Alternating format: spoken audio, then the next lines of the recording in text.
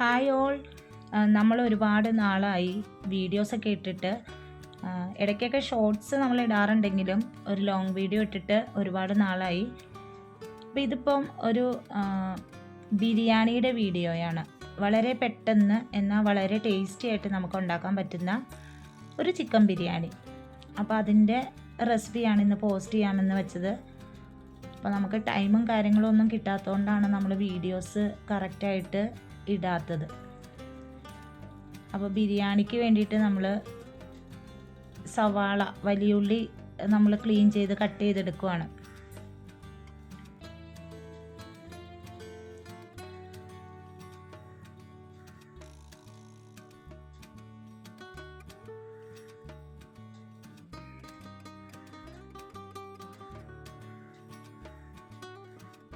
നമുക്ക് പെട്ടെന്ന് തന്നെ വീട്ടിൽ ഗസ്റ്റോ ആരെങ്കിലുമൊക്കെ വരുമ്പോൾ നമുക്ക് പെട്ടെന്ന് ഉണ്ടാക്കി കൊടുക്കാൻ പറ്റുന്ന ഒരു ബിരിയാണിയാണ്. ഒരുപാട് ഇൻഗ്രീഡിയൻസോ കാര്യങ്ങളോ ഒന്നുമില്ല, വളരെ എളുപ്പത്തിൽ തന്നെ നമുക്കിത് ചെയ്യാം. അപ്പോൾ നമ്മൾ സവാളയൊക്കെ കട്ട് ചെയ്തു. ഇനിയിപ്പോൾ നമുക്ക് സവാളയൊക്കെ ഒന്ന് നന്നായിട്ട് ഫ്രൈ ചെയ്തെടുക്കണം. നമ്മൾ ഈ സവാള മൊത്തത്തിൽ ഫ്രൈ ചെയ്ത സവാള വെച്ചിട്ടാണ് നമ്മൾ മസാല പ്രിപ്പയർ ചെയ്യുന്നത്. അപ്പോൾ കുറച്ചുകൂടി ബിരിയാണിക്ക് ടേസ്റ്റും കാര്യങ്ങളൊക്കെ ഉണ്ടാകും. അപ്പോൾ നമ്മൾ ആദ്യം തന്നെ സവാള നന്നായിട്ടൊന്ന് ഫ്രൈ ചെയ്തെടുക്കുകയാണ്. അപ്പോൾ നമ്മൾ എത്രത്തോളം ബിരിയാണിയാണോ ഉണ്ടാക്കാൻ ഉദ്ദേശിക്കുന്നത് അപ്പോൾ അതിനനുസരിച്ചുള്ള സവാള നമ്മൾ എടുക്കുക. പിന്നെ ഈ ഒരു ബിരിയാണിയിൽ നമ്മൾ ചെറിയ ഉള്ളി ചേർക്കുന്നില്ല. ഇനി മസാലയ്ക്ക് വേണ്ടിയിട്ട് നമ്മൾ ഇഞ്ചി, വെളുത്തുള്ളി, മല്ലിയില, പുതിനയില, പിന്നെ എരിവിന് വേണ്ടിയിട്ട് പച്ചമുളകാണ് എടുത്തിരിക്കുന്നത്. അപ്പോൾ ഇത്രയും ഐറ്റംസ് നമ്മൾ കുറച്ച് തൈര് ചേർത്ത്, അപ്പോൾ ഒത്തിരി പുളി വേണ്ട, നമ്മൾ ആ ഒരു ചെറിയൊരു പുളിക്ക് ആവശ്യത്തിനുള്ള തൈര് ചേർത്ത് നന്നായിട്ട് നമുക്ക് അരച്ചെടുക്കണം.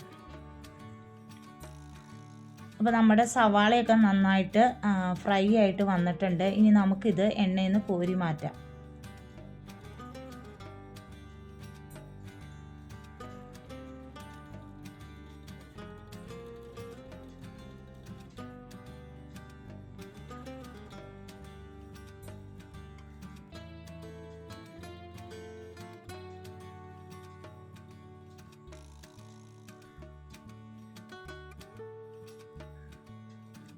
സവാളയൊക്കെ നമ്മൾ കോരി മാറ്റിയിട്ടുണ്ട്. ഇനി നമുക്ക് കുറച്ച് ആ പാനിലേക്ക് തന്നെ കുറച്ച് നെയ്യ് ഒഴിച്ച് കൊടുത്തിട്ട് നമുക്ക് അണ്ടിപ്പരിപ്പും മുന്തിരിയും കൂടി വറുത്തെടുക്കാം.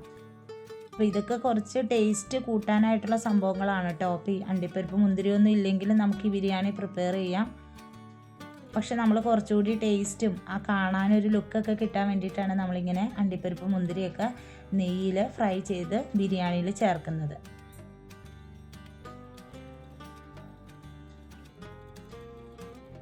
അപ്പോൾ നമ്മൾ അണ്ടിപ്പരിപ്പും മുന്തിരിയൊക്കെ ഫ്രൈ ചെയ്തെടുത്തിട്ടുണ്ട് കേട്ടോ.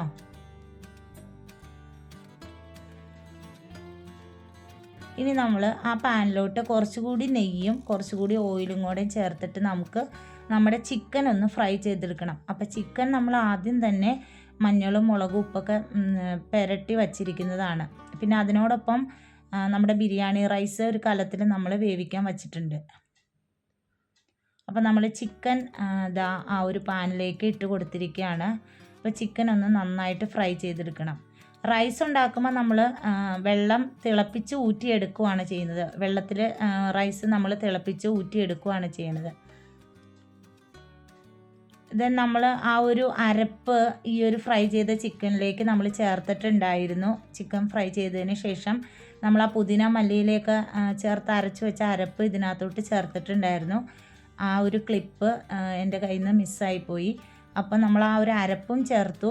അതോടൊപ്പം നമ്മൾ ഗരം മസാല പൗഡർ നമ്മൾ വീട്ടിൽ തന്നെ പൊടിച്ച് വെക്കുന്ന, അതായത് പട്ട, ഗ്രാമ്പൂ, കറുകപ്പട്ട, ഗ്രാമ്പൂ, തക്കോലം, ഏലക്ക അങ്ങനെയൊക്കെയുള്ള ഐറ്റംസ് ചേർത്ത് നമ്മൾ പൊടിച്ച് വെക്കുന്ന മസാലയാണ്. ആ മസാല നമ്മൾ ഒരു സ്പൂൺ ഇട്ട് കൊടുത്തിട്ടുണ്ട്.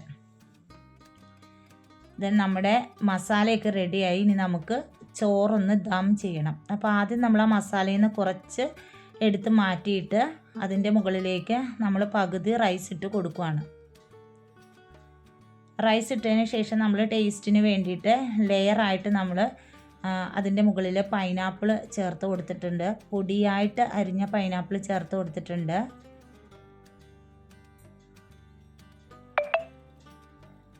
അതോടൊപ്പം നമ്മൾ ഫ്രൈ ചെയ്ത് വെച്ച അണ്ടിപ്പരിപ്പും സവാളയും മുന്തിരിയും ഒക്കെ നമ്മൾ ചേർത്ത് കൊടുക്കുന്നുണ്ട്. അപ്പോൾ ഫ്രൈ ചെയ്ത് വെച്ച സവാളയിൽ പകുതി നമ്മൾ ഗ്രേവിയിൽ ചേർത്തായിരുന്നു. അപ്പോൾ ആ ഒരു ക്ലിപ്പാണ് എൻ്റെ കയ്യിൽ നിന്ന് മിസ്സായി പോയത്. അപ്പോൾ ഫ്രൈ ചെയ്ത ചിക്കനിൽ നമ്മൾ അരച്ച് വെച്ച അരപ്പും ഈ ഒരു സവാള ഫ്രൈ ചെയ്തതും കൂടി ചേർത്തിട്ടാണ് നമ്മൾ കുക്ക് ചെയ്തെടുത്തത്. പിന്നെ അതിനുശേഷം അതിൻ്റെ മുകളിലേക്ക് നമുക്ക് കുറച്ച് മല്ലിയിലയും പുതിനയിലയും പൊടിയായിട്ട് അരിഞ്ഞത് കൂടി ചേർത്ത് കൊടുക്കാം.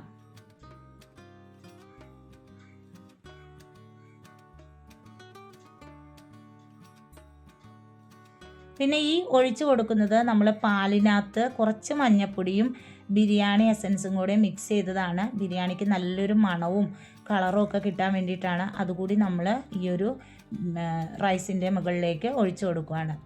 അതിനുശേഷം നമ്മൾ ആദ്യം മാറ്റി വെച്ച ആ ചിക്കൻ്റെ ഗ്രേവിയും ചിക്കനും കൂടിയിട്ട് രണ്ടാമത്തെ ലെയറായിട്ട് നമ്മൾ ഈ ഒരു റൈസിൻ്റെ മുകളിലേക്ക് ഇട്ട് കൊടുക്കുകയാണ്.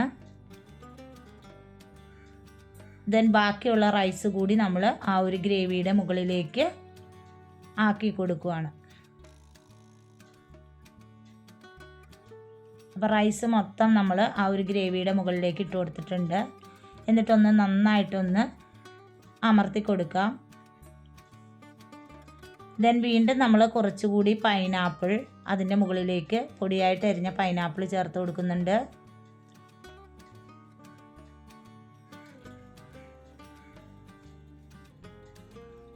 ദെൻ നമ്മൾ ആ മല്ലിയിലയും പുതിനയിലയും അരിഞ്ഞത് കൂടി ചേർത്ത് കൊടുക്കുന്നുണ്ട്. ബാക്കിയുള്ള സവാള ഫ്രൈ ചെയ്തതും നമ്മുടെ അണ്ടിപ്പരിപ്പ് മുന്തിരി ഫ്രൈ ചെയ്തതും കൂടി നമ്മളതിൻ്റെ മുകളിലേക്ക് ഇട്ട് കൊടുക്കുന്നുണ്ട്.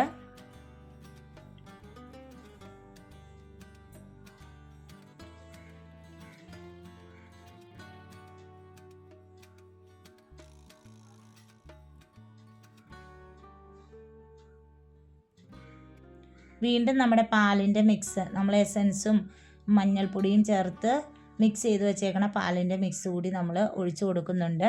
ദെൻ ലാസ്റ്റ് അതിൻ്റെ മുകളിലേക്ക് നമ്മൾ കുറച്ച് നെയ്യ് കൂടി ഒഴിച്ചു കൊടുക്കുന്നുണ്ട്. ഈ നെയ്യ് ചേർക്കുമ്പോൾ നമ്മുടെ ചോറ് ഒന്നൊന്നായിട്ട് വിട്ട് കിടക്കും.